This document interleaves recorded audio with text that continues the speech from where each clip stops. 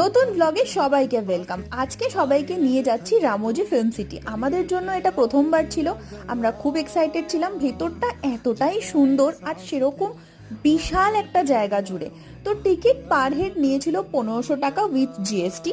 বিভিন্ন দামের টিকিট আছে, আমরা উইদাউট লাঞ্চ নিয়েছিলাম, তোমরা উইথ লাঞ্চ টিকিটও কাটতে পারো। গিয়েই ব্রেকফাস্ট করে নিয়েছিলাম। ভেতরে এন্ট্রি করেই একটা বাস দাঁড়িয়েছিল, সেই বাসে করে অনেকজন মিলে আমরা চলে গেলাম একটা সেটে। এরকম একটা সেট থেকে আরেকটা সেট ঘোরার জন্য বাসেস ওয়্যার অ্যাভেলেবল।